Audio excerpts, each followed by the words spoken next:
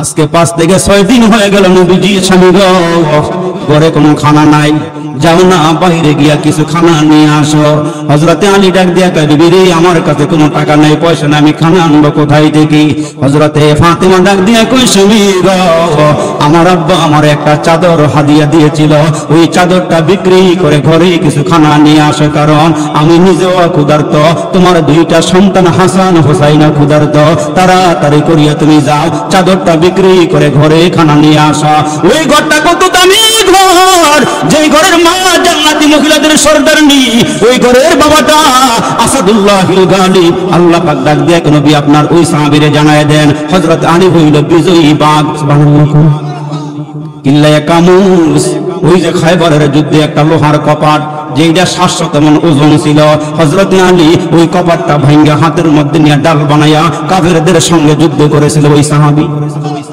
আমার নবী ডাক দিয়া কয় আলী রে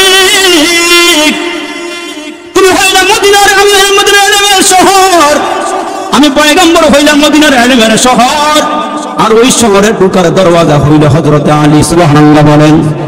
ওই ঘরের মধ্যে কোনো খানা নাই, কিন্তু অভিযোগ নাই, স্বামীর বিরুদ্ধে কোনো অভিযোগ নাই।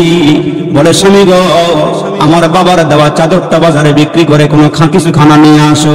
হযরতে আলী সকালবেলা ফজরের নামাজের পরে শীতের দিন চাদরটা গায়ে দিয়া আল্লাহর নবীর সামনে দিয়া হাঁটতেছি। আমার নবী ডাক দিয়া কয় কি? আমি হইলাম আলী হাসান হুসাইনের বাবা, আমি হইলাম নবীজির জামাতা।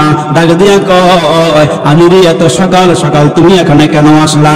ডাক দিয়া কয় নবীজি গো আমার ঘরের মধ্যে কোনো খানা নাই, পেটে বড় ক্ষুধা, হাসান হুসাইনের পেটে কোনো খানা নাই। আমার নবী এই কথাটা শোনার পর ডাক দিয়া কয় আলী রে তুমি একটা কাজ করো, একটু সামনে যাও, গিয়ে দেখবা একটা খেজুর গাছ দাঁড়ায় আছে, ওই খেজুর গাছের সামনে দাঁড়াইয়া আমি নবীর কথা বলবা, দেখবা খেজুর গাছটা তোমার খেজুর দেয়া দিবে। আর একটু জোরে করুন সুবহানাল্লাহ। আমার কথা গিয়ে বলবা, দেখবা তোমার খেজুর দিয়ে দিবি। হযরত আলী বলেন আমি সামনে গেলাম, গিয়ে দেখি একটা মরা খেজুর গাছ। কি গাছ? মরা খেজুর গাছ, যার গাছে যে গাছের মধ্যে একটা পাতাও নেই, মরা খেজুর গাছ দাঁড়ায় আছে। কিন্তু আমার নবী তো হযরত আলীকে পাঠাইছে। হযরত আলী রাদিয়াল্লাহু তাআলা বলেন আমি মরা খেজুর গাছের সামনে গিয়ে দাঁড়াইলাম, দাঁড়াইয়া আমার গায়ে যে চাদর ছিল ওই চাদরটা আমি খুলিয়া খেজুর গাছের সামনে ধরলাম। আমি আমার চাদরটা মিলিয়া দিলাম, খুলিয়া ধরলাম, ধরিয়া বললাম খেজুর গাছের আল্লাহর পয়গম্বর আমারে পাঠাইছে, তুই আমারে কিছু খেজুর দে।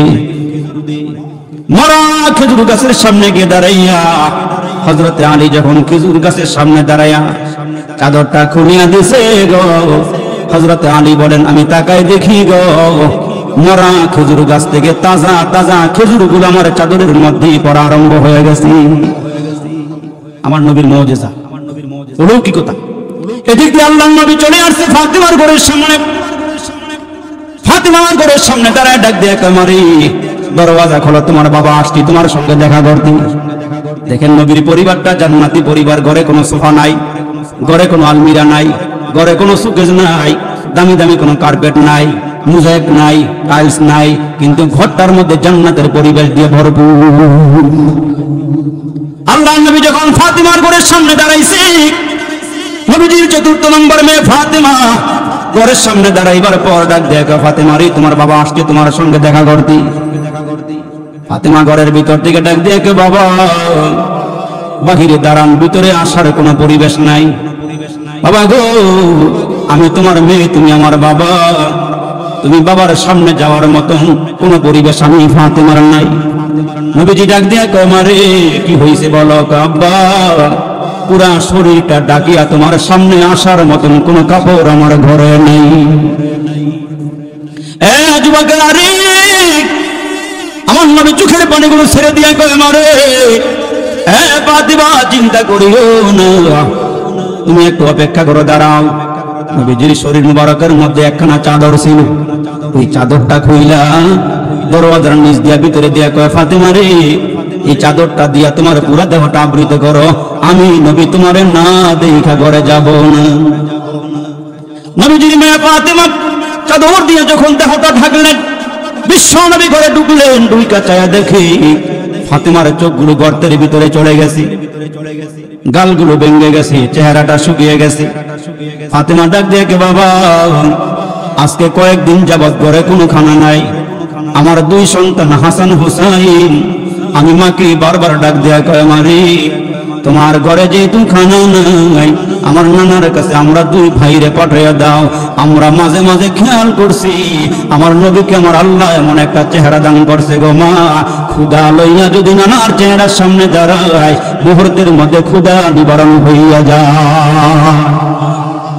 নবীর উম্মতের দল ওই কথাগুলো বলার পর আমার নবী ডাক দেয়া কয় ফাতেমা রে দাঁড়াও, আমি আসতেছি, ভালো করে খেয়াল করেন। বিশ্বনবী মেয়ের ঘর থেকে বের হয়ে গেলেন। মেয়ের ঘর থেকে বের হইয়া একটু সামনে আগাইয়া গিয়া একটা খেজুর বাগানের সামনে গিয়ে দাঁড়ায়। খেজুর বাগানের সামনে আল্লাহর নবী দাঁড়াইয়া ডাকতেছেন, কে আছো এলাকার মধ্যে, কাছাকাছি কে আছো? আমি মুহাম্মদ আসছিলাম তোমাদের বাগানে কাজ করার জন্য, তোমাদের কোনো কামলা লাগবে নি, তোমাদের কোনো কাজের লোক লাগবে নি, কর্মচারী লাগবে নি। নবীজি দাঁড়াইয়া বারবার ঘোষণা যখন দেওয়া আরম্ভ করে দিলেন, ইন্দিনের টাইমে একজন যুবক খেজুরের বাগানের মালিক ইহুদি আল্লাহর নবীর সামনে এসে দাঁড়ায় বলি, তুমি কি কাজ করার জন্য আসছো? তোমার কি কাজ আছে বলো। আমি খেজুর গাছের চারা লাগাইছি, ওই চারার গোড়ার মধ্যে বালতি দিয়া কূপের থেকে পানি উঠাইয়া ওই খেজুর গাছের গোড়ায় দিবা, খেজুর গাছের চারার গোড়ায় পানি দিবা, এর বিনিময়ে এক বালতি পানি উঠাইলে 2টা করে খেজুর তোমার বিনিময়ে দেওয়া হবে। রহমতের নবী ডাক দিয়ে, অসুবিধা নাই, এক বালতির বিনিময়ে 2টা খেজুর। আল্লাহ নবী বালতি হাতের মধ্যে নিয়া ওই রশিওয়ালা বালতিটা যখন কূপের ভিতরে ছেড়ে দিলেন, এক বালতি পানি উঠাইলেন, এক বালতি পানি উঠাইলেন, এমন করে কইরা 8 বালতি 9 বালতি পানি উঠাইলেন। নবীজি এখন শ্রমিকের কাজ করে, কামলাগিরি করে। কেমন নবী রে উম্মতকে শিখায় গেলেন, উম্মত আমি আমার নিজের হাত দিয়া কাজগুলো নিজের হাত দিয়াই করছি রে উম্মত। এই উম্মতের দল যে কোনো কাজ করবা, লজ্জা শরমের কোনো কিছু নাই। আমি বিশ্ব নবী হইয়া মুসলমান ছাগলের দুধ নবীজি তখন নিজের হাত দিয়া দহন করছেন, মানুষের বাড়িতে গিয়া বকুর দুধ নবীজির নিজ হাত দিয়া দহন করিয়া দিছেন। মুসলমান স্যান্ডেলের ফিতা সিরিয়া গেলে নবীজি নিজের হাত দিয়া সেলাই করেছেন, জামা সিরিয়া গেলে নিজের হাত দিয়া জামা সেলাই করছেন আমার নবী। তো আল্লাহ নবী দাঁড়ায় যখন ওই বালতি দিয়ে পানি উঠাইয়া খেজুরের চারার গোড়ার মধ্যে ডালে 9 বালতি পানি উঠাইয়া 10 নম্বর বালতি যখন কুয়ার মধ্যে ছাড়লেন, রশিটা মুসলমান দুর্বল হয়ে গেছে পানি লাগতে লাগতে। একটা পর্যায়ে 10 বালতির বেলায় রাসূল যখন পানি ভর্তি করে যখন বালতি টান দিলেন, রশিটা চিরিয়া বালতিটা কূপের ভিতরে পড়ে গেছে। আমার নবী দাঁড়ায় আছি, বালতি কূপের ভিতরে পড়ে গেছে। আমার নবী ওই বালতি উঠাইতে পারতেছেন না। ইন্দিনের টাইমে ইহুদি দাঁড়াইয়া ডাক দেখে, মুহাম্মদ কি হয়েছে বলো? কয় ভাই রে আমি 9 বালতি পানি উঠাইলাম, 10 নম্বর বালতি যখন কূপের ভিতরে ছাড়লাম, রশিটা দুর্বল হইয়া সিরিয়া গিয়া বালতিটা কূপের ভিতরে পড়িয়া গেছে। ইহুদি চট করিয়া রাগিয়া ডাক দিয়া কয়, মুহাম্মদ রে আমি তো তোমার বালতি দিয়া পানি উঠাইতে বলেছিলাম, কাজ দিয়েছিলাম, আমি তো বালতি কূপের ভিতরে ফলাইতে দেই নাই। রাগ হইয়া নবীজির সামনে দাঁড়াইয়া যত শক্তি আছে যত জোর আছে হাতের মধ্যে, ওই হাতটা উঁচু করিয়া ওই জান্নাতি চেহারার মধ্যে বিশ্ব নবীর চেহারার মধ্যে একটা থাপ্পড় লাগাইয়া দিছি। নাউজুবিল্লাহ। দুজাহানের নবীর সামনে দাঁড়াইয়া নবীজিকে চপেটাঘাত করলেন, বিশ্ব নবীর চেহারার মধ্যে লাল দাগ হয়ে গেছি। আমার নবী ডাক দিয়া কয়, হাতরা ধরিয়া কয়, ভাই রে আল্লাহ রাস্তে আমারে মাফ করিয়া দিও, আমি তো ইচ্ছা করে বালতি কুয়ার ভিতরে ফেলাই নাই, রশিটা ছিড়িয়া বালতি পড়িয়া গেছি। দয়ার নবী ডাক দিয়া কয়, ভাই রে তুমি যে আমারে থাপ্পড় দিছ, তোমার হাতে কি কোনো ব্যথা পাইছো নি? তোমার রাগ যদি না কমে আমি জামাটা খুলিয়া দেই, তোমার যতগুলো থাপ্পড় মারা দরকার আমার পিঠের মধ্যে মারো, তারপরও তুমি আমারে মাফ করিয়া দিও, তুমি আমারে ক্ষমা করিয়া দিও। আর ভাই রে আমি যে 9 বালতি পানি উঠাইছিলাম, ওই বালতির বিনিময়ে আমারে তুমি 18টা খেজুর দাও, 20টা খেজুর আমার লাগবে না। বিশ্বনবী ইহুদির নিকট থেকে 18টা খেজুর লইয়া ফাতেমার ঘরে চলে আসলি। নবীর মেয়ে ফাতেমা ডাক দিয়া কয়, আব্বা যেই শরীরের মধ্যে মশা বসে না, যেই শরীরের মধ্যে মাছি বসে না, আপনার গালের মধ্যে এমন লাল দাগ দেখা যায় কেন? এ আমার বাবা আপনার গানে কে থাপ্পড় মারছে? নবীজি এড়াইয়া গেলেন। কোন দুঃখের কথা মেয়ের কাছে বলে না, মেয়ে কষ্ট পাবি। নবীজি দাঁড়াইয়া আসি, ওই দিক দিয়ে ইহুদি মনে মনে চিন্তা করে, কিরে আমি যেই লোকটা বালতি ফালাইয়া দেওয়ার কারণে আমি তার গালে থাপ্পড় দিলাম, ওই লোকটা প্রতিশোধ না নিয়া আমাকে হাতে দইরা মাপ চায় আর বলে পিঠের কাপড়টা সরাইয়া দেই, যতগুলো থাপ্পড় মারা দরকার আমার পিঠের মধ্যে মারো। এইটা কেমন মানুষ রে, এইটা কেমন লোক রে? এমন লোক তো আমার জিন্দেগিতে আমি আর কোনোদিন দেখি নাই। এমন আদর্শবান লোক তো আমার নজরে জীবনে পড়ে নাই। এ মুসলমান ভাইরা রে, ইহুদি কয় যেই হাত দিয়ে আমি থাপ্পড় দিছি এই হাতটা আমার রাখার দরকার নাই। আল্লাহু আকবার জোরে বলেন। সাথে সাথে এই হাতটা পাথরের মধ্যে রাইখা চাকু দিয়া কাইটা ফালাইয়া দিলেন। আল্লাহু আকবার। ওই কাটা হাতরা কাপড় দিয়া পেঁচাইয়া বিশ্ব নবীর বাড়ির দিকে রওনা হয়ে গেছি। হাঁটি হাঁটি পা পা করে আল্লাহ নবীর সামনে এসে দাঁড়াইয়া ডাক দিয়া কয়, মুহাম্মদ, মুহাম্মদ সাল্লাল্লাহু আলাইহি ওয়াসাল্লাম। নবীজি ডাক দিয়া কয়, কি? ওই যে আপনি আমার বাড়িতে কাজ করেছিলেন, বালতি দিয়া পানি উঠিয়েছিলেন, আমি ওই ব্যক্তি। ওই তুমি কেন আসছো? আপনার সঙ্গে দেখা করতে আসছি। যেই মুহূর্তে ইহুদি ডাক দিয়া কয়, আপনার সঙ্গে দেখা করার জন্য আসছি। দরুদ নবী ডাক দিয়া কয়, তোমার হাতটা বাড়াইয়া দাও, তোমার হাতের সঙ্গে হাত লাগাইয়া একটু মুসাফা করি। ওই ইহুদি হাত বাড়াইয়া দিছি। নবী তাকায় দেখেন কাটা হাত থেকে রক্তগুলো পড়তেছে, কবজি নাই। আমার নবী ডাক দিয়া কয়, কি রে তোমার হাত কাটা কেন, তোমার কবজি নাই কেন, রক্তগুলো গড়ায় গড়ায় পড়ে? ওই ইহুদি চোখের পানিগুলো সারিয়া ডাক দিয়া কয়, ওগো মুহাম্মদ, আমি আপনার গায়ে একটা আঘাত দিয়েছিলাম, আপনাকে চপেট আঘাত করেছিলাম। ও একটু পরেই আমার কেমন জানি লাগতে শুরু হয়েছিল, আমি হাতটা কেটে ফেলেছি। রাসূল ডাক দিয়া কয়, কেন হাত কাইটা ফলাইছ? আমি তো তোমার আগেই মাফ করে দিয়েছি, কেন তুমি হাত কাটলা? আমার কাছে ভালো লাগে নাই, আপনারে মারছি, আপনি আমারে ক্ষমা করে দেন। বিশ্বনবীকে ক্ষমা করে দিয়েছি, তোমার কাটা হাতটা আমার হাতের মধ্যে তুলে দাও। এই নবীর উম্মতের দল ওই ইহুদি নবীজির হাতে কাটা কবজাটা উঠাইয়া দিলে, কবজিটা উঠাইয়া দিলে। বিশ্ব নবী তার হাতের সঙ্গে লাগাইয়া মুখের ভিতর থেকে একটু লালা আইনা ওইটার উপরে লাগাইয়া বিন্দিস করিয়া দিল। আর ইহুদি কয়, মুহাম্মদের যখন লালাটা আমার হাতের মধ্যে লাগছি, আমি তাকায় দেখি গো আমার কাটা হাতটা আগের চেয়ে আরো বেশি ভালো হইয়া গেছে। ইহুদি ডাক দিয়া আমারে কালমা পড়াইয়া দেন, আমারে মুসলমান বানাইয়া দেন। এই নবীর উম্মতের দল ইহুদি কালমা পড়ে মুসলমান হয়ে গেছি। নবীর আদর্শ দেখা, নবীর নম্রতা দেখা, নবীজির ভদ্রতা দেখা আল্লাহর পয়গম্বর তারে মাফ করে দিলেন, তারে ক্ষমা করে দিলেন। আর ইহুদি কালমা পড়ে মুসলমান হয়ে গেল। ওই আল্লাহ ডাক দিয়া কয়, এই নবীর উম্মতের দল তোমরা চলতে ফিরতে উঠতে বসতে কার নাম? আরো জোরে আওয়াজ দিয়ে বলেন, আল্লাহকে আমার নাম লয়ে ডাক দিলি, আমি আল্লাহ তোমাদেরকে সাহায্য করি। তোমরা যদি আমার হয়ে যাও, আমি আল্লাহ তোমাদের হয়ে যায়। যেমন ওই যে মুসলমান ভারতের যমুনা নদীর তীরে একজন বুজুর্গ ছিল, নাম ছিল তার শাহেদৌলা। কি দৌলা? শাহেদৌলা বড় আল্লাহওয়ালা মানুষ, বড় বুজুর্গ মানুষ, বড় তাহাজ্জুদ গুজার। সুবহানাল্লাহ। তাহাজ্জুদ গুজার মানুষ, আল্লাহওয়ালা মানুষ। ওই যমুনা নদীর তীরে ছোট্ট একটা ঘর বানাইয়া বসবাস করি। যেই ঘরটা বাতাসের সঙ্গে হেলে আর দুলে, হেলে আর দুলে, এমন একটা ঘরের মধ্যে শাহেদৌলা বসবাস করে। একদিন এমন হয়েছে, ঝড় তুফান শুরু হয়ে গেছে। মুসলমান যে দিক দিয়ে বাতাস আইসা ওই ঘরটারে হেলাইতেছে, ধুলাইতেছে। বিবি ডাক দিয়া কয়, স্বামী তুমি একটা কাজ করো, বাঁশ দিয়ে একটু ঠিকা দাও না, যেন ঘরটা না পড়ে। কিন্তু শাহেদৌলা আল্লাহ ভক্ত মানুষ, আল্লাহওয়ালা মানুষ, ওই বাঁশ হাতের মধ্যে নিয়া, নিজের হাতে একটা বাঁশ নিয়া যেই দিক থেকে বাতাস ওই দিকে গিয়া ঘর ধাক্কানি শুরু করছে। বিবি ডাক দিয়া কয়, আকল বুদ্ধিকে খাইয়া ফেলাইছো নাকি? তোমারে দিলাম ঘর যেন না পড়ে, যে দিক দিয়া বাতাস আই উল্টা দিক দিয়ে একটু ঠেলা দিয়ে রাখবা, ধাক্কা দিয়ে রাখবা। তুমিও তো যেখান থেকে যে দিক দিয়ে বাতাস ওই দিক দিয়ে ধাক্কাই দিছো। তখন শাহেদৌলা কয়, আল্লাহ যেই দিকে, শাহেদৌলা সেই দিকে। সুবহানাল্লাহ। जो तू मेरा तो सब मेरा, फलक मेरी ज़मीं मेरा, अगर एक तू नहीं मेरा कोई शय नहीं मेरी। আল্লাহু আকবার, আল্লাহু আকবার। আল্লাহরে ডাক দিলে যে কোনো মুসিবতে বিপদে আল্লাহকে ডাক দিলে আল্লাহকে আমি তোমাদের সহায়ক হয়ে যাই, তোমাদের ডাকে আমি সাড়া দিয়ে দিই। যেমন নবীজির একজন পালক পুত্র ছিল যায়েদ ইবনে হারেসা। ওই যায়েদ ইবনে হারেসা বাবা মাকে ছেড়ে নবীজির দরবারে আসে।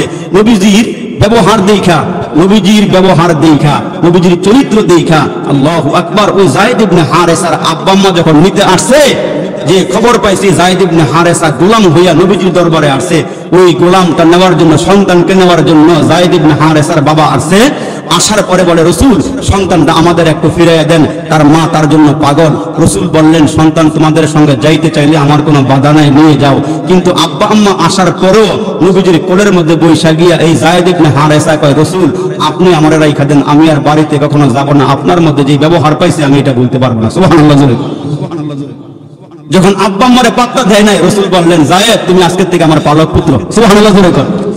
আজকের থেকে তুমি আমার পালক পুত্র। এই যায়েদ ইবনে হারেসা নবীর দরবার থেকে একদিন সফরে বের হইলেন, তায়েফের দিকে রওনা দিয়েছেন, সফর করতেছেন। যাওয়ার পথে একজন ইহুদি এই যায়েদ ইবনে হারেসার সফর সঙ্গী হইলেন। এই যায়েদ ইবনে হারেসা নবীর পালক পুত্র। দুইজনে সফর করতেছেন। সফর করতে করতে হাঁটতে হাঁটতে লম্বা পথ, এর নবীর উম্মতের দল দীর্ঘ পথ হাঁটার পর অনেক দূর যাইয়া তাবু গাড়লেন। দুজন তাবুর ভিতরে শুয়ে পড়লেন। দুজন ক্লান্ত তো শুয়ে পড়ছে, কিন্তু সঙ্গে যে ইহুদিটা তার মতলব ছিল খারাপ। যায়েদ ইবনে হারেসা নবীকে ভালোবাসে আর নবীজিও তারে ভালোবাসে। এই যায়েদ ইবনে হারেসাকে নবী কেন ভালোবাসে? এটা হলো তার জিদ, এটা হলো তার রাগ। এই জন্য সে সুযোগ সন্ধানে ছিল। তখন যায়েদ ইবনে হারেসাকে একাকিত্বে পাওয়া যায়, নীরবে নির্জনে পাওয়া যায়। যখন দেখলেন যায়েদ ইবনে হারেসা সফরে রওনা দিয়েছেন, ইহুদিকে বলতেছেন ভাই চলতে গেলে তো একজন লোক সাথে লাগে, তুমি আমাকে একটু নিয়ে যাও। তো নবীর সাহাবীরা সহজ সরল সাহাবী ওই ইহুদিকে সফর সঙ্গী বানাইয়া দুইজন চলতেছে। দীর্ঘ পথ যাওয়ার পর এক জায়গায় গিয়ে তাবু গাড়লেন, দুজন বিশ্রাম করতেছেন। কিন্তু যায়েদ ইবনে হারেসা গুণাক্ষরেও জানে না তার সঙ্গে অস্ত্র আছে, তার সঙ্গে অস্ত্র আছে। সফর সঙ্গী বানায় নিয়ে গেছে, কিন্তু তার কাছে যে অস্ত্র আছে এটা তার জানা ছিল। যায়েদ ইবনে হারেসা যখন শুয়ে রইছে, খেয়াল করেন, যখন শুয়ে পড়ছে ঘুমায় গেছে। যখন ঘুমায় গেছে ইহুদি সফরের সাথী সে ঘুমায় নাই, সেই ব্যাগের ভিতর থেকে রশি বাইর করছে।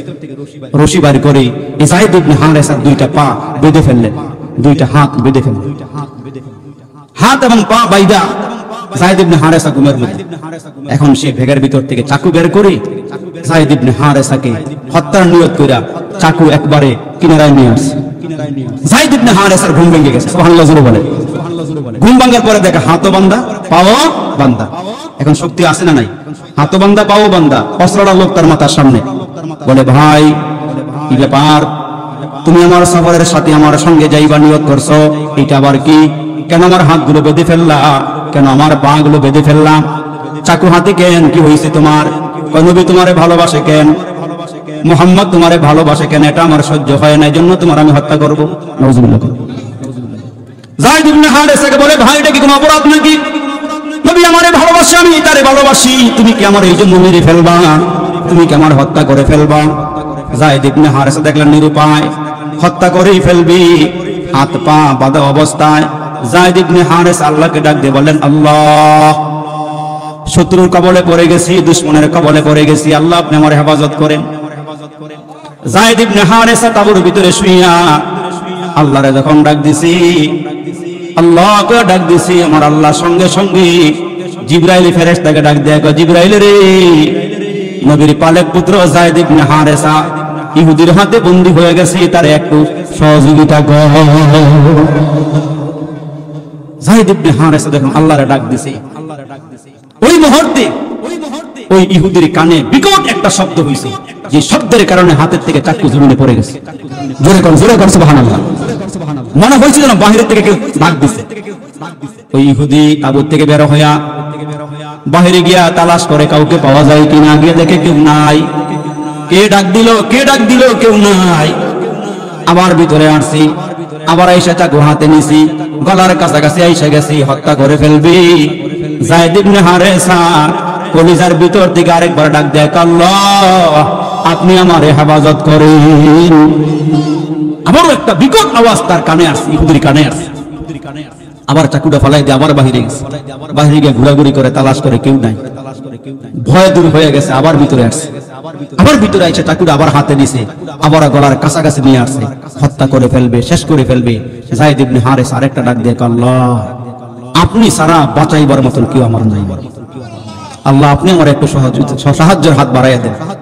ওই যায়েদ ইবনে হারেসা ডাকটা দেওয়ার সঙ্গে সঙ্গে ইহুদির হাতের থেকে চাকুটা আবার পড়ছে, এমন আওয়াজ হয়েছে মনে হয় তার কান ফেটে যাবে। আবার বাহিরে গেছে, গিয়ে দেখে সবুজ পাগড়ি পরা, সাদা জামা পরা, ঘোড়ার ওপর সওয়ার হইয়া তাবুর সামনে একজন লোক দাঁড়ায় আছে। আরেকটু জোরে করে সুবহানাল্লাহ।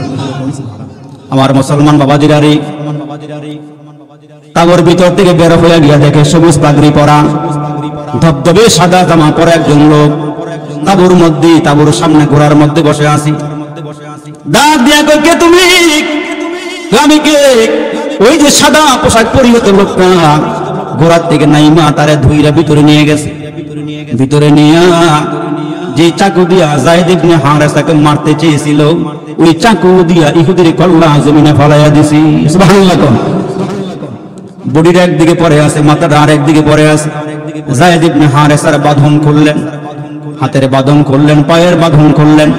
বাঁধন খোলার পর যায়েদ ইবনে হারেসা থাপা দিয়ে হাতে ধরে কয়, আপনি কে? আপনার পরিচয়টা বলেন। আমার নাম হলো জিবরাইল। আপনি এখানে কেমনে আসলেন? আমি আসি নাই, তুমি যে মালিককে আওয়াজ দিয়েছো, ডাক দিয়েছো, ওই মালিক আমারে পাঠাইছি। প্রথম যখন তোমার গলার কিনারায় চাকু নিয়ে আসছি, তখন ডাক দিয়ে প্রথম ডাকটা দিয়েছিলাম আমি আমার ওই সিদরাতুল মুনতাহা থেকে। দ্বিতীয় ডাক দিয়েছিলাম প্রথম আসমান থেকে। তৃতীয় ডাকটা দিয়েছিলাম তোমার তাবুর সামনে থেকে। আল্লাহ বলেন, বান্দা যাকারতানি যাকারতুকা, তোমরা আমারে স্মরণ করলে আমি তোমাদেরকে স্মরণ করি। ওই নাসিতানি যাকারতুকা, তোমরা আমারে ভুলে গেল, আমি আল্লাহ তোমাদেরকে স্মরণ করি। এজন্য আল্লাহ ডাক দিয়ে, কে বান্দা, সুখে দুঃখে তোমরা আমারে ডাকো, আমাকে ছাড়া তোমার সাহায্যকারী কেউ কাউকে পাইবা না। আমি তোমাকে সাহায্য করব সুখে এবং দুঃখে। আর যারা আল্লাহ আল্লাহ স্বীকার করে আল্লাহর গোলামিতে লিপ্ত হয়ে যাইবা, আল্লাহ ডাক দিয়া কয়, লাহুম মা ইয়াশাউনা ফিহা ওয়া লাদাইনা মাজিদ। সূরা কোন সুবহানাল্লাহ। আল্লাহ পাক ডাক দিয়া কয় সূরা কফের 35 নম্বর আয়াত, আল্লাহ বলেন, লাহুম মা ইয়াশাউনা ফিহা ওয়া লাদাইনা মাজিদ। আল্লাহ বলেন, যারা আমারে ডাকতে ডাকতে মরবি, যারা আমারে স্মরণ করতে করতে মরবি, যারা আমার গোলামি করতে করতে মরবি, আর এদের যদি কালিমা থাকে, এদের যদি ঈমান থাকে, এদের যদি ঈমানটা থাকে সরিষার দানা পরিমাণ নয়, এই মুসলমান তার থেকে যদি আরো কম কম একটা সরিষাকে 70 ভাগ করার পরে দিয়া যতটুকুন একটা ভাগ যতটুকুন হয়, এতটুকুন ঈমান লইয়া যদি কবরে কেউ যায়, আল্লাহ রাসূল বলেন ওই উম্মতকে 10টা দুনিয়ার সমান একটা জান্নাতের মালিক আমার আল্লাহ বানায়া দিবে। 10টা দুনিয়ার সমান একটা জান্নাতের মালিক আল্লাহ তারে বানায়া দিবেন। এখন আল্লাহ ডাক দিয়া কয়, লাহুম মা ইয়াশাউনা ফিহা ওয়া লাদাইনা মাজিদ। মাজিদ দিয়ে তাফসীরকারকরা বলেন, আল্লাহ ফেরাউনের নামেও জান্নাত বানাইছেন, কারুনের নামেও জান্নাত বানাইছেন, সাদ্দাদের নামেও জান্নাত বানাইছেন, আবু জাহেল আবু লাহাবের নামেও জান্নাত বানাইছেন। ইহুদি খ্রিস্টান নাসারা বৌদ্ধ হিন্দু আরজু অনারজু নাগা কুকি গারো সৌতাল খাসিয়াল যত সম্প্রদায় আছে, আমরা দুনিয়ার মধ্যে যারা বসবাস করি, ছোট হই আর বড় হই, ধনী হই আর গরিব হই, কামার কুমার চামার মদার রোজগারু, ডাক্তার মাস্টার ড্রাইভার হেল্পার কন্ট্রাক্টর রাজরানী চাকরানি ফকিরি ফকরানি, এতিম মিসকিন অনাথ অনাথনী পথে বড় আদামরা কাঙ্গাল কাঙ্গালানি হাবিলদার জমিদার রফাদার দফাদার তালুকদার মেম্বার চেয়ারম্যান এমপি মন্ত্রী যা সৎ বা সৎ খা সৎ মা সৎ আওয়ামী লীগ বিএনপি জাতীয় পার্টি জামাত ইসলামী তরিকার দিকে মুসলমান তাবলিগ পাবলিক চরমনাই উজানি মুসাবিয়া মাইজবান্ডারি কুতুববাগী রাজারবাগী দেওয়ানবাগী সুরেশ্বরী আরো যা আছে, আল্লাহ ডাক দিয়া কয় সবার নামে আমি আল্লাহ একটা করে জান্নাত বানাইছি। কিন্তু জান্নাত পাবে কারা? জান্নাত কারা পাবি? ওই কালিমা নিয়ে যারা কবরে আসবে এরা জান্নাত পাবি। আর ওই যে আবু লাহাব উতবা সাইবা যারা কালমা পড়ে নাই, ওয়ালাদাইনা মাজিদ, আমাকে খুশি করে আসতে পারলে তোমার নামের জান্নাত পাইবা। আবু লাহাব আবু জাহেল উতবা সাইবার জান্নাতকেও আমি আল্লাহ তোমাদের নামে লেখা দিয়ে দিব। তো নবীজি একা একা শোয়া, আর দূরের থেকে একজন ইহুদি আমার নবীরে ফলো করছে। আমার নবী একা একা নিরস্ত্র, আশপাশে কোনো পাহারাদারও নাই। সুবর্ণ সুযোগ মনে করে ইহুদি মনে করছে এটা সুবর্ণ সুযোগ, যেহেতু সাহাবীরা অন্যান্য তাঁবুর ভিতরে ঘুমানো, আর আমার নবী যেহেতু একা একা গাছতলায়, এই মুহূর্তে অস্ত্র ওই ইহুদির হাতে, নবীর তরবারি তার হাতে, ইহুদির হাতে। সুবর্ণ সুযোগ মনে করে বলতেছে, এই মুহূর্তে মুহাম্মদের কল্লা যদি ফালাইতে পারি, তাইলে আবু জাহেলের পক্ষ থেকে 100 উট নিয়ে আমি ঘরে ফিরতে পারবো, ঘরে যাইতে পারবো। এই কুমতলব নিয়ে খাপের ভিতর থেকে তরবারিটা বাড়ি করছে, আমার নবীর দুনিয়া থেকে বিদায় করে দিবে। জোরে কর নাউজুবিল্লাহ। আমার মুসলমান ভাইরা রে, ইহুদি খাপের ভিতর থেকে তরবারিটা বের করে নবীজির মাথার কিনারায় দাঁড়ায়া গেলে মনে মনে চিন্তা করে মুহাম্মাদের সাহাবীরা ঘুম থেকে উঠার আগে আগে মুহাম্মাদের মাথা যদি আলাদা করতে পারি এর ভিতরে আমি লুকাইতে পারবো, পলায়ন করতে পারবো, মুহাম্মাদের কল্লাটা জমিনে ফালাইয়া দিয়ে চলে যায়। এই কুমতলব নিয়ে আল্লাহ নবীর মাথার কিনারায় দাঁড়ায় আছে। তরবারিটা খাপের ভিতর থেকে বের করে মনে মনে চিন্তা করে, যেহেতু তরবারিটা আমার হাতে, মুহাম্মদ নবীকে একটু জাগায়া নেই, ঘুমটা ভাঙ্গায়া নেই, ঘুমের ভিতরে মারিয়া লাভ নাই, একটু ঘুম ভাঙ্গায়া নেই। আমার মুসলমান বাবাজিরারি, আল্লাহ নবীর কিনারায় দাঁড়ায়া গেলে নবীজির ঘুম ভেঙে গেল। আল্লাহ রসুল চোখ খুলিয়া তাকাইয়া বলে, কি তুমি? আমি আপনারে মারার জন্য আসছি, আপনার কল্লাটা ফালাইয়া দেওয়ার জন্য আসছি। এই মুহূর্তে বলো, মাইয়ামনাহুকা মিন্নি, বলো মুহাম্মদ আমার হাত থেকে তোমারে কি রক্ষা করবে, কি তোমারে বাঁচাবে? ওই মুহূর্তে আল্লাহর নবী রহমাতাল লিল আলামিন নির্ভয় ডাক দিয়া কই, হুদিরি আমাকে মারার ক্ষমতা তোর নাই, আমার মালিক যিনি আমার আল্লাহ আমারে বাঁচাবে। তুমি আমারে মারতে পারবে না, বাঁচানোর মালিক কি? বলেন জোরে, বাঁচানোর মালিক আল্লাহ। তো আল্লাহ রাসূল বলতেছেন, হে ইহুদি তুমি আমারে মারতে পারবে না, তরবারি হাতে হইলে কি হইছে, তুমি আমারে মারতে পারবে না, আমার মালিক হইল আল্লাহ, আমার রব হইল আল্লাহ, আমার স্রষ্টা হইল আল্লাহ, জমিন আমার আল্লাহর, আসমান আমার আল্লাহর, সাগর নগর পাহাড় পর্বত যা দেখি যা দেখি না, সৌর জগতে যা আছে, পাতাল পুরীতে যা আছে, যা নজরে আসে যা নজরে আসে না, সব কিছু মালিক কি? এ মুসলমান বন্ধুরারি, যে মুহূর্তে আল্লাহ রাসূল বলেছেন তোর হাত থেকে আমার মালিক আমারে রক্ষা করবেন, আমারে বাঁচাবেন, আমার নবীর আওয়াজটা এত পাওয়ারফুল আওয়াজ, যেই মাত্র রাসূল বলেছেন আমার আল্লাহ আমারে হেফাজত করবেন, আমার নবীর আওয়াজটা জবান মুবারক থেকে বের হইয়া তার কলিজার মধ্যে এমন করে গিয়া লাগছে, সাথে সাথে মাথা থেকে নিয়ে পা পর্যন্ত পুরো বডিটার মধ্যে কাঁপুনি শুরু হয়ে গেছে, পুরা বডির মধ্যে কাঁপুনি শুরু হয়ে গেছে। আর তরবারিটা হাতের থেকে নিচে পড়ে গেছে, জমিনে পড়ে গেছে। বিশ্বনবী তরবারিটা হাতের মধ্যে নিয়ে এইবার বলতেছে, ইহুদি এইবার বল তরবারি কার হাতে? তরবারি আপনার হাতে, তুই এবার বল আমার তোরে আমার হাত থেকে কে এখন রক্ষা করবে? আল্লাহু আকবার জোরে বলে, এইবার বল আমার হাত থেকে তোরে কে রক্ষা করবে? ইহুদি নবীজির সামনে দাঁড়ায়া বেউপায় হইয়া, এখন তো নিরস্ত্র, অস্ত্রও নাই, আর আমার নবীর গায়ে আল্লাহ কত শক্তি দান করছেন, সুবহানাল্লাহ সুবহানাল্লাহ।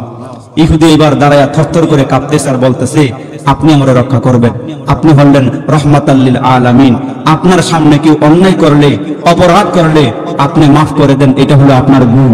সুবহানাল্লাহ, এটা হলো আপনার গুণ। নবীজির সামনে দাঁড়ায় বলে, আল্লাইলা মে হায় জুলফে মুহাম্মদ কাদারান, ওয়াল্লাইলা মে হায় জুলফে মুহাম্মদ কাদারান, والشمس में रुखसारा ये अहमद का तरन्नुम, हर फूल में है रोय मदीना का तबस्सुम, शाखल के लचक में कद आका का तकल्लुम, अल फजर में है सुबह रिसालत की बशारत, अल असर में है दौर नबूवत की बशारत, यासीन से मौला ने को भी उसको पुकारा, हामीम को भी वर को भी तहसीन इशारा।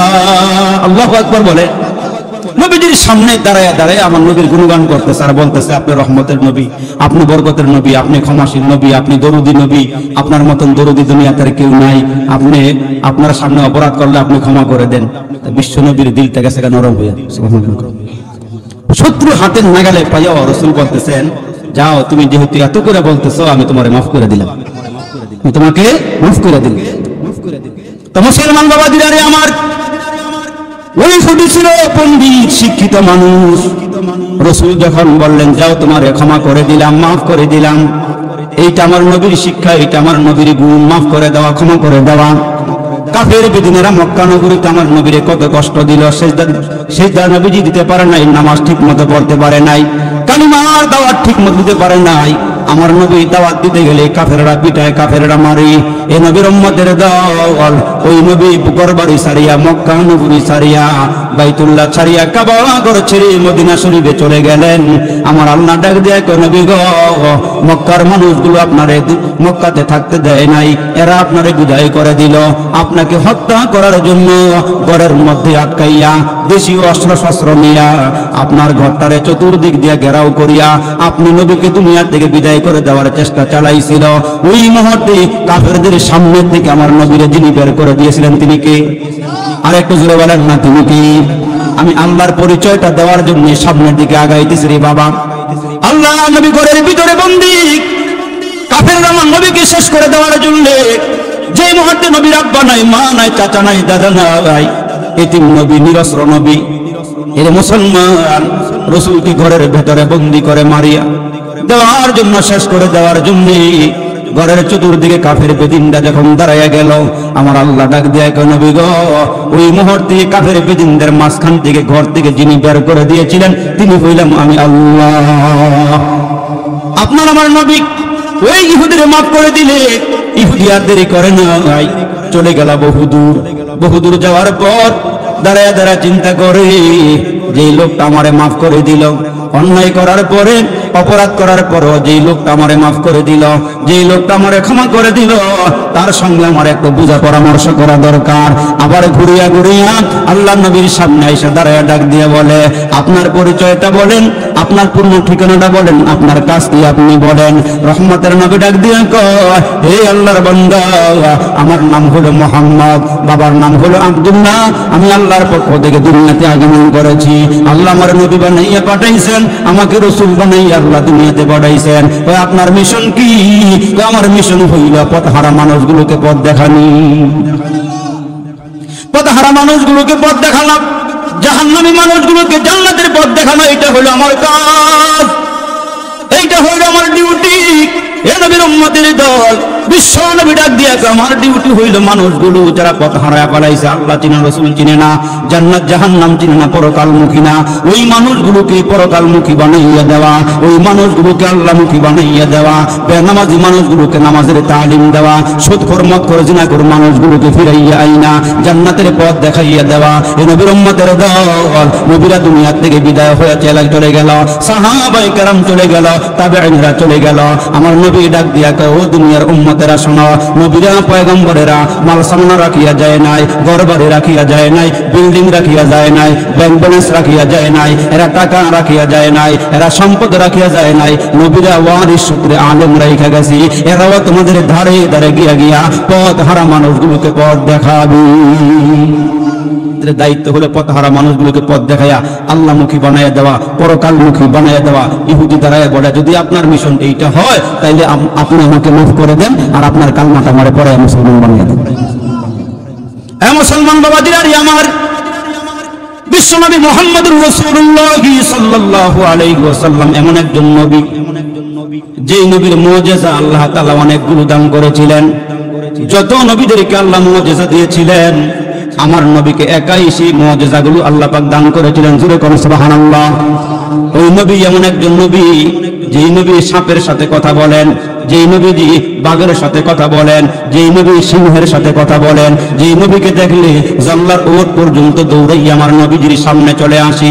এই নবীর উম্মতের দল, পয়গম্বরে আরবী এমন একজন নবী, যেই নবীকে আকাশের মেঘমালা ছায়া দিয়া নিয়ে যায়, যেই নবীকে দেখলে আকাশের চন্দ্র নবীজির সঙ্গে খেলাধুলা করে, যেই নবীর আঙ্গুলের ইশারায় পশ্চিম দিকে সূর্য হেলিয়া গেলে ওই নবীজির হাতের আঙ্গুলের বদৌলতে, সোয়ার বদৌলতে পশ্চিম দিক থেকে সূর্যটা আবার ঘুরিয়া নবীজির মাথার কিনারে এসে হাজির হয়ে যায়। যেমন আপনার আমার নবী রহমতের নবী হযরতে আলী কাররামাল্লাহু ওয়াজহুর উরুর মধ্যে মাথাটা ঠেকাইয়া আল্লাহর নবী ঘুমাইতেছিলেন। তো বিশ্ব নবীর ঘুম হযরতে আলী বলেন, নবীজির ঘুম তো ভাঙানো যায় না, যেহেতু আমার নবী আমার উরাতের মধ্যে মাথা রাইখা আরাম করতেছেন। নবীর সামনে আমি কি? আমি হইলাম একজন সাধারণ মানুষ, আমি একজন সাহাবী, আর উনি হইল আল্লাহর নবী, যার উপরে কোরআন নাজিল হয়। আম্মা জান আয়েশার ঘরে শুইয়া থাকলেও কোরআন নাজিল হয়, নবীজি উহুদের ময়দানে আল্লাহর কোরআন উহুদের ময়দানে নাজিল হয়, নবীজি বদরে কোরআন নাজিল হয় বদরে, আল্লাহ নবী হুনাইনে কোরআন নাজিল হয় হুনাইনে, আল্লাহ নবী খায়বারে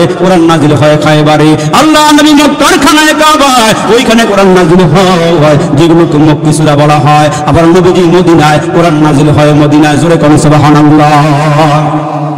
যদি আমাকে রাজি আর খুশি করে আসতে পারো তোমারটা তুমি পাইবা, ওয়ালাদাইনা মাজিদ, আমি আল্লাহ তোমাদের জন্য জান্নাতে আরো অনেক পুরস্কার রেখে দিয়েছি যেগুলোর কথা রাসূল বলেন মা লা আইনুন রাআত ওয়ালা উযুনুন সামিআত ওয়ালা খাতারা আলা কলবি বাশার। এমন জান্নাত যে জান্নাত মানুষ চোখে দেখে নাই, কানে শুনে নাই, অন্তরে কল্পনাও করে নাই। ওই জান্নাতের আকাঙ্ক্ষা আমাদের আছে তো ইনশাআল্লাহ।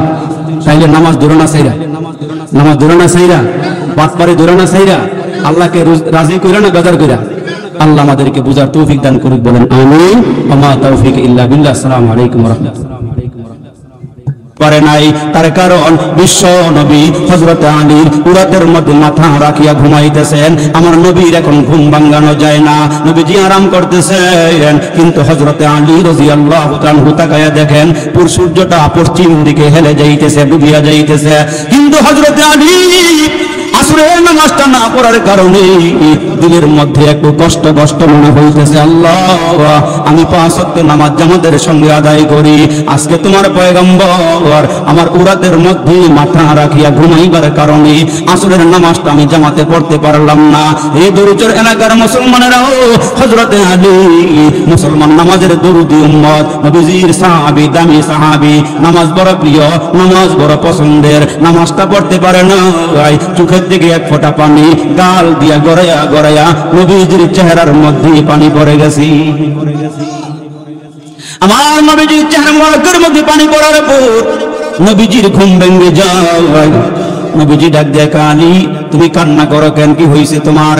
হযরত আলী ডাক দিয়ে কয়, নবীজি গো, আপনি তাকাইয়া দেখেন না সূর্যটা পশ্চিম দিকে হেলিয়া গেছে, আসরের নামাজটা এখনো পড়তে পারি নাই গো নবী। এ নবীর উম্মতের দল, আমার নবী ডাক দিয়ে কয়, আলী রে চিন্তার কোনো কারণ নাই, আমি পয়গম্বরের খাতিরে আল্লাহ সূর্য বানাইছি, আমি নবীর খাতিরে আল্লাহ আসমানের চন্দ্র বানাইছি, আমার খাতিরে আল্লাহ দুনিয়ার সব কিছু বানাইছে রে আলী, চিন্তার কোনো কারণ নাই রে আলী। তুমি আসরের নামাজ পড়তে পারলেই তো হয়, তুমি ওযু করো, ওযু করিয়ে নামাজে দাঁড়াও, আমি নবীও ওযু করে আসতেছি। আসরের সময় যেখানে সূর্য থাকার কথা আল্লাহ পাক রব্বুল আলামিন ওই জায়গার মধ্যে সূর্য আনিয়া দিবে, তুমি আর আমি আসরের নামাজ জামাতে আদায় করব। হযরত আলী বলেন, ইয়া রাসূলুল্লাহ, ওগো আল্লাহর পয়গম্বর, ঠিক আছে ওযু করলাম। হযরত আলী রাদিয়াল্লাহু তাআলা ওযু করলেন, নবীজি ওযু করলেন। ওযু শেষ হওয়ার সঙ্গে সঙ্গে তাকায়া দেখতেছেন নবীর মুজিজা, ওই আকাশের সূর্যটা আসরের সময় যেখানে থাকা দরকার ওই জায়গার মধ্যে সূর্য এসে হাজির হইয়া গেছে।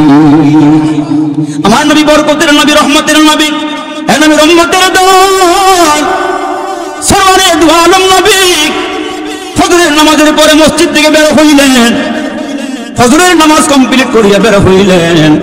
আর ওই নবীর সাহাবী হযরত আলী ফজরের নামাজটা পড়িয়া ঘরে চলে গেলেন। ঘরে যাওয়ার পর ফাতেমা রাদিয়াল্লাহু তাআলা আনহা ডাক দিয়া কয়, স্বামী গো, আর কয়দিন